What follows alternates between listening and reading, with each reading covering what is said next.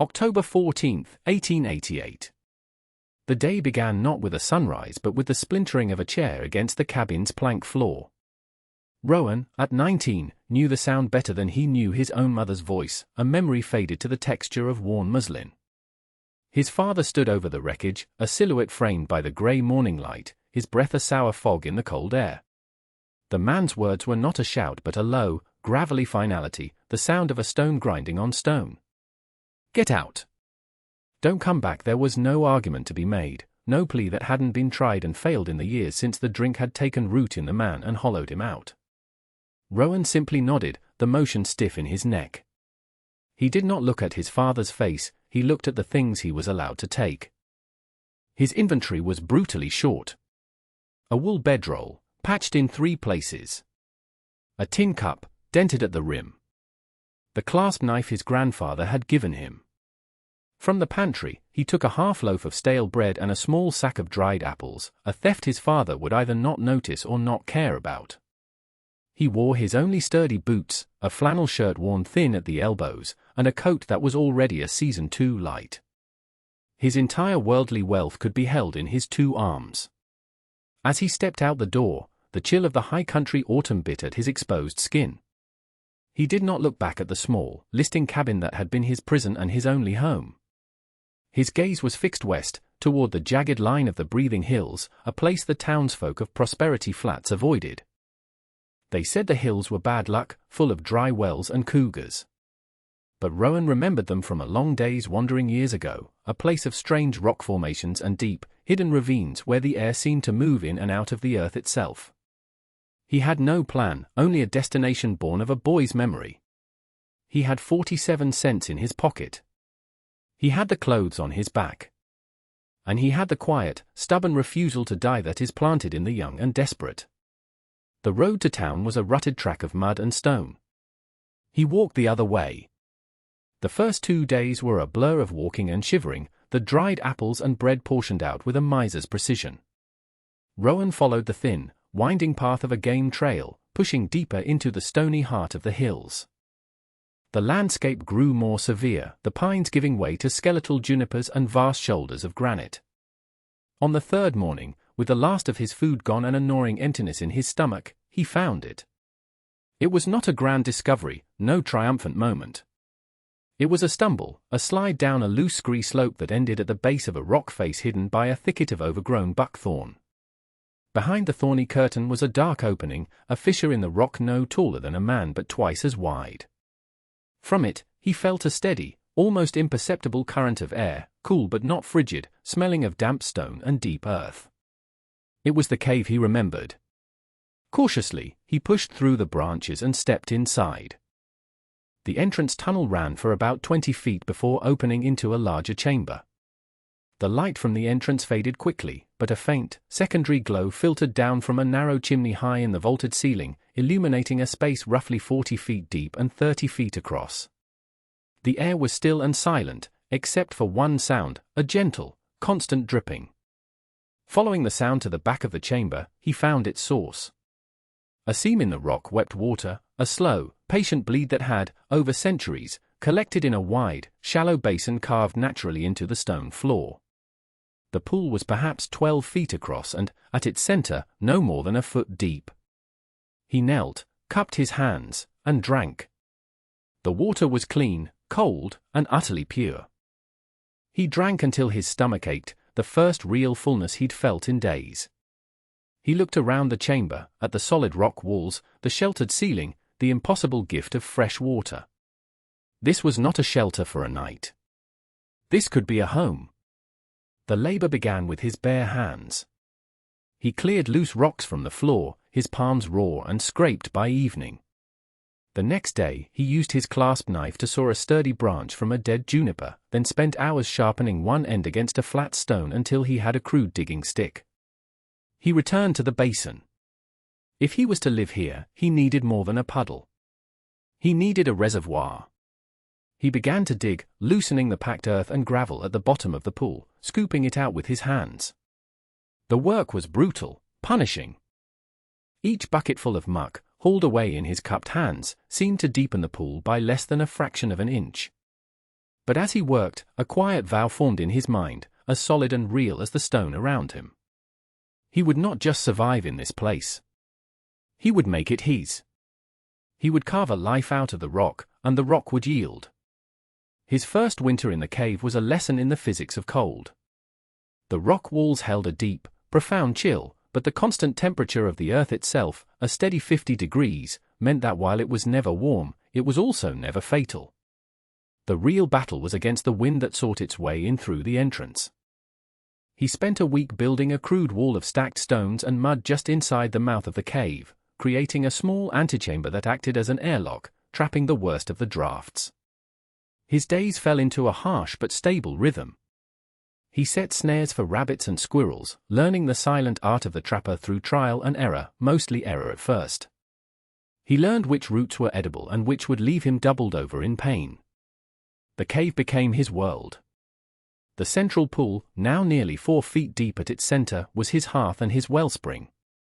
He had deepened it relentlessly, using his digging stick and a flattened piece of shale as a spade, his muscles hardening into taut cords. One afternoon, watching the slow, steady drip from the spring, an idea took root. The water was constant. The temperature inside the cave was constant. It was a closed system, protected from the brutal swings of the seasons. Could something else live in it? The thought was absurd, born of loneliness and hunger, but it clung to his mind. The following week, he walked the 12 miles to Prosperity Flats, the first time he had returned since his exile. He avoided the main street, circling around to the mercantile run by Mr. Abernathy, a quiet man with kind eyes who rarely joined in the town's gossip. Rowan stood before the counter, his 47 cents laid out in a neat row. "I need a bucket," he said, his voice raspy from disuse. "And fish." "If you have any." Mr. Abernathy looked at the boy, thin, weathered, but with a fire in his eyes, and then at the meager coins. He sold him a dented galvanized bucket for 10 cents. Then he led Rowan to the back, to a rain barrel where he kept a few small char he'd netted from the river for his own supper. "They're just fingerlings," the old man said. "Hardly a meal. I don't mean to eat them," Rowan replied. Not yet. He bought 37 of the tiny, wriggling fish for another 20 cents, leaving him with 17 cents to his name. The walk back was a slow, careful pilgrimage, the bucket of water sloshing with his future. The town loafers, gathered on the porch of the saloon, watched him go. One of them called out, his voice thick with derision, "Look at him! Carries his own puddle now." Another laughed. "Hey, cavefish! You gonna grow them in a bucket?" Rowan didn't turn. He just kept walking, the weight of the water a promise. He had a system to build. Surviving was not enough. Surviving was building. The first test came not from hunger or cold, but from the earth itself. It happened in late January, during a week of deep, penetrating frost that seemed to settle into the very bones of the mountains. Rowan was asleep, wrapped in his bedroll, when a low, grinding tremor shook the cave. It was not an earthquake, just the groan of a world contracting in the cold. A section of the ceiling near the entrance, weakened by the freeze-thaw cycle, gave way. A shower of gravel and stone, followed by 3 boulders the size of pumpkins, crashed down. One landed squarely on the edge of his painstakingly constructed antechamber wall, shattering it. The other 2 plunged directly into his pond. The splash was like a gunshot in the enclosed space, followed by a terrible silence. He scrambled to the edge, his heart a cold knot in his chest. The water was a turbulent, muddy mess. By the faint light from the smoke hole, he could see the dark shapes of the boulders submerged in his reservoir. Worse, he saw the pale, silvery gleam of a belly. Then another. The shock of the impact had killed nearly a dozen of his fish. Grief, sharp and bitter, rose in his throat. It was a foolish, disproportionate sorrow for a handful of char, but they were not just fish. They were his investment, his work, the living proof of his improbable plan. He felt the familiar pull of despair, the echo of his father's failures, the whispering certainty that nothing he built would ever last. He sat in the cold darkness for a long time, the silence of the cave broken only by the steady, indifferent drip of the spring. He did not cry. He did not curse. He simply watched the mud slowly settle, the life he was trying to build clouded and broken. But as the dawn light began to creep down the chimney, something shifted. The grief remained, a hard stone in his gut, but beside it, resolve began to reform. The cave had tried to take his work away. He would not let it. He stripped to the waist, the frigid air raising goosebumps on his skin, and waded into the icy water. The shock of it stole his breath. He forced himself under, his hands finding the rough, alien shape of the first boulder. It was immovable. He surfaced, gasping, his body shaking violently. Failure was not an option. He got out, his mind racing. He needed leverage. He spent the rest of the day foraging for a long, sturdy pole of dead aspen, then used his knife to fashion a crude pry bar. Working in the freezing water, he wedged the pole under the first boulder, put his entire weight against it, and strained. The rock shifted, scraping along the bottom. For 6 hours he worked, a frantic, desperate battle against the immense weight of the stone and the creeping numbness in his limbs. He levered the rocks, one agonizing inch at a time, toward the shallow edge of the pool until he could roll them out onto the cave floor. He retrieved the dead fish, their small bodies limp and cold, and buried them. Then, exhausted and shivering uncontrollably, he set about rebuilding. He didn't just replace the antechamber wall, he made it thicker, wider, reinforcing it with the very stones that had fallen. He found new, flatter stones to line the edge of his pond, creating a more stable bank. The loss was real, but the response was what mattered. He had lost a third of his stock, but he had gained a crucial piece of knowledge: the earth gives, but it also takes. You don't just build once. You build and you reinforce. By the time the snows melted and the first green shoots of Indian paintbrush appeared on the hillsides, the remaining fish had not only survived, they had thrived. The constant temperature of the spring water and the absence of predators had created an ideal environment. They had grown fat and strong, their sides flashing silver and rose in the dim light. Rowan began to net them carefully, taking only the largest, leaving the others to grow and spawn. His diet, once a grim rotation of rabbit and roots, was now rich with protein. He grew stronger, the gaunt look of hunger replaced by the lean, hard muscle of constant labor. In May, with his population clearly stable, he made another trip to Prosperity Flats. This time, he wasn't buying. He was selling. He carried a bucket, not of water, but of 24 beautiful, glistening char, packed in damp moss to keep them fresh. He walked straight to the back door of the Grand Union Hotel, the town's finest establishment. The owner, a portly man named Mr. Davies with a skeptical eye and a stained apron, came out. "What's this?" Davies grunted, looking at the bucket. "River's still too high for good fishing, they're not from the river," Rowan said simply. He lifted one of the fish for inspection. It was a perfect specimen, nearly a foot long, heavy and firm. Davies took it, his eyebrows rising in surprise. He examined its gills, felt its weight in his hand. "Where did you get this?" "Never seen winter fish this fat. They're usually thin and pale this time of year. I have a private pond," Rowan answered, offering no more. The hotel owner was a businessman first and a skeptic second. He knew quality when he saw it. He poked through the bucket, his expression shifting from disbelief to calculation. The town's supply of fresh meat and fish was always unreliable after the thaw, and his patrons paid for quality. "How much?" Davies asked, his tone clipped. $1 for the lot," Rowan said, the number feeling huge and audacious in his mouth. Davies grunted but didn't argue. He disappeared inside and returned with 4 silver quarters, which he dropped into Rowan's hand. The coins were heavy, real. It was more money than Rowan had held at one time in his entire life. The transaction did not go unnoticed. One of the hotel cooks had watched the exchange from the doorway. Within an hour, the story was all over town. The boy who lived in a cave wasn't just some crazy hermit, he was producing fish, better fish than anyone had seen come out of the local river in years. The mockery began to curdle into a grudging, confused respect. The name cavefish was still used, but now it held a different tone, less an insult, more a title. He made the trip once a week, and Mr. Davies was always waiting. Soon, the butcher and even the pastor were placing orders. That first summer, Rowan earned over $30, a small fortune he used not for comfort, but for tools. He bought a proper shovel, a pickaxe, a hand-cranked drill, and 2 sturdy lanterns. He was no longer just surviving. He was investing. He was expanding. The acquisition of proper tools transformed his work. The shovel and pickaxe allowed him to do in a day what had once taken a week of brutal, hand-scraping labor. With this new efficiency, he didn't just deepen the main pond, he began to alter the very geography of the cave floor. This expansion led him to his great discovery.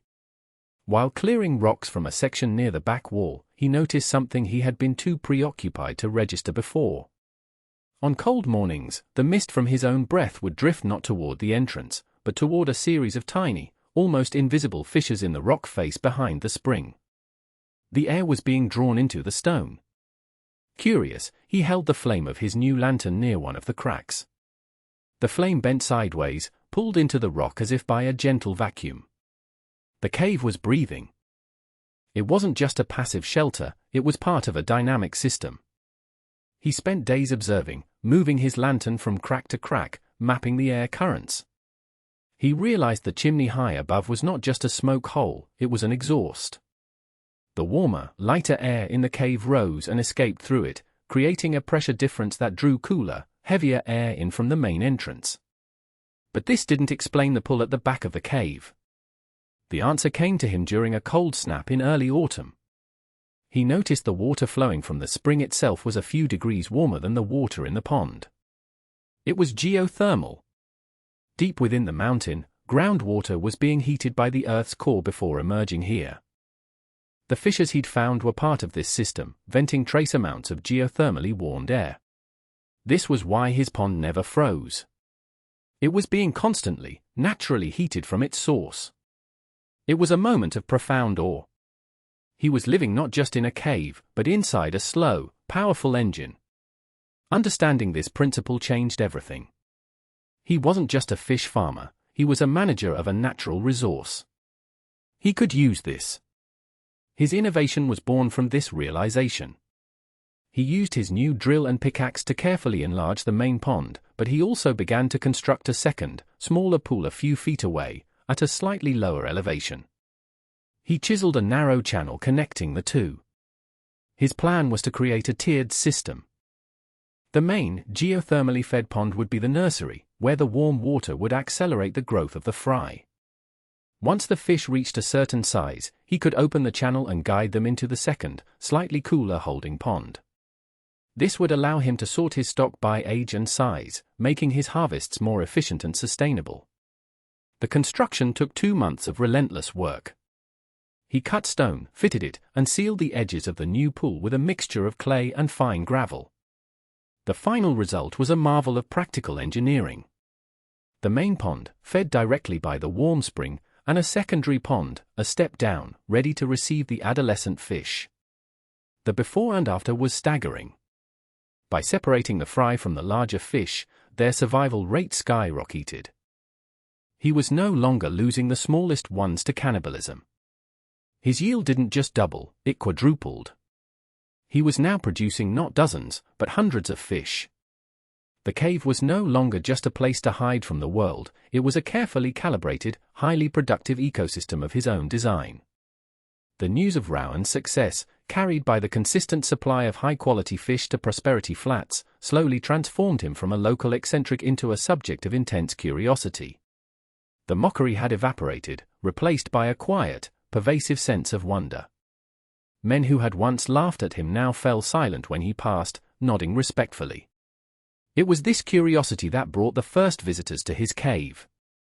A pair of ranchers, having lost half their herd in an early blizzard, came to ask if he had any surplus fish to sell directly. Rowan, wary at first, showed them his system. They stood in the lantern light, their hats in their hands, staring at the 2 interconnected pools teeming with life. They left with 20 pounds of fish and an expression of stunned disbelief. Soon, others came. A blacksmith, a telegraph operator, even the mayor. They came not just to buy, but to see.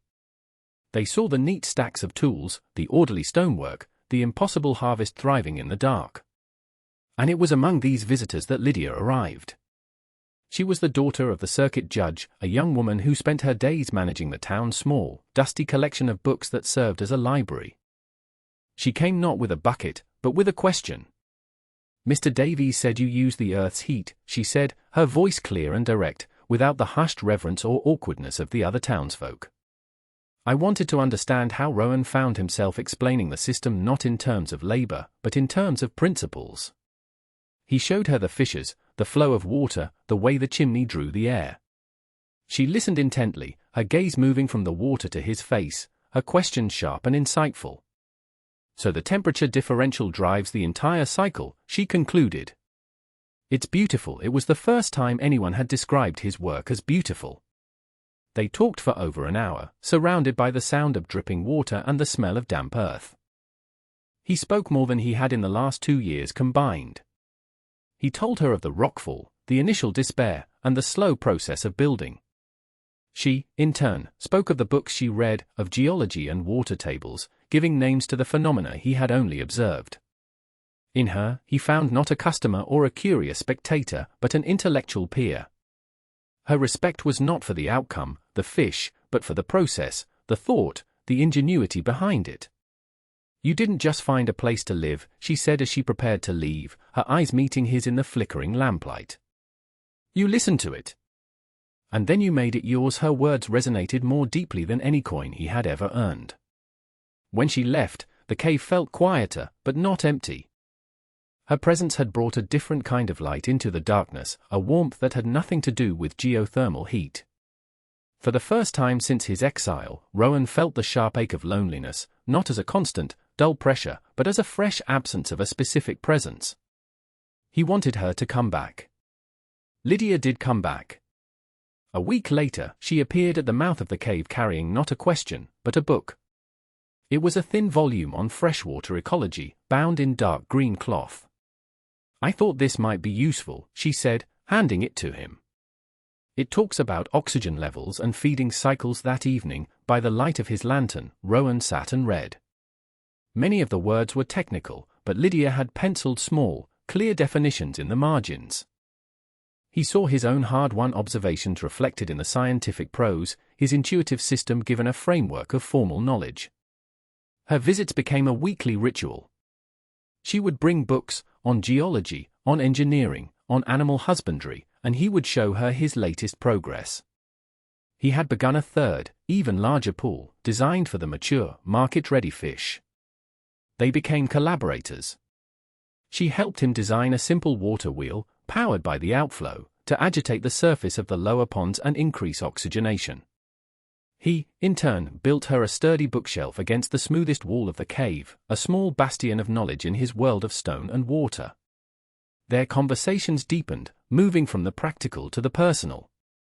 He learned of her quiet frustration with the smallness of town life, a desire for a world governed by logic and curiosity rather than gossip and tradition. She learned of the hollow years with his father, of the silence that had filled his childhood home. In the protected space of the cave, they found a rare and honest intimacy. Domesticity crept into his life in small, meaningful ways. One day, she arrived with a needle and thread and, without a word, took his favorite shirt, the one with the torn sleeve, and mended it with small, perfect stitches. Another time, she brought a small sack of flour and a cast-iron skillet, and they baked flatbread over a small, carefully vented fire near the entrance, the smell of warm bread mingling with the cool scent of the earth. The cave, once a stark shelter for a solitary survivor, was slowly becoming a home. One crisp autumn evening, as they sat watching the silver bodies darting through the pools, Rowan turned to her. The lantern cast a warm glow on her face, and he felt a sense of peace he had never known. "This place," he began, his voice quiet, "it's too much for one person to manage. All the records, the feeding schedules." He paused, gathering his courage. "It needs a librarian." Lydia smiled, a slow, gentle curve of her lips. She didn't look at the fish or the stonework. She looked at him. "It needs more than one heart, too," she said softly. It was not a question. It was a statement of fact, as solid and certain as the rock beneath their feet. In that quiet moment, a partnership that had been built on shared intellect and mutual respect was sealed. The boy who had been cast out to survive alone had built not only a living, but a life worth sharing. The great blizzard of 1889 arrived not with a roar but with a whisper. It began in the third week of December as a light, persistent snowfall that dusted the pines and silenced the world. No one in Prosperity Flats was concerned. It was just winter. But the snow did not stop. For 3 days it fell, soft and relentless, and then the wind rose. It came howling from the north, a physical force that drove the snow into mountainous drifts, burying fences, roads, and entire outbuildings. The temperature plummeted to 20 below zero, and then 30. The town was completely cut off. The telegraph wire, heavy with ice, had snapped on the second day. The single road leading out of the valley was buried under 15 feet of snow. Prosperity Flats had become an island in a sea of white. At first, there was a sense of communal spirit, of shared hardship. But as the first week turned into a second, fear began to gnaw at the edges of the town's confidence. Supplies dwindled. The butcher's stock of smoked and salted meat was gone. The river, their usual source of winter fishing through the ice, was frozen solid to a depth of 4 feet. Families were rationing their food, then rationing their rations. The hunger was a cold, constant ache. It was Mayor Thompson who finally led the delegation. There were 5 of them, their faces chapped raw by the wind, their bodies bundled in every layer they owned.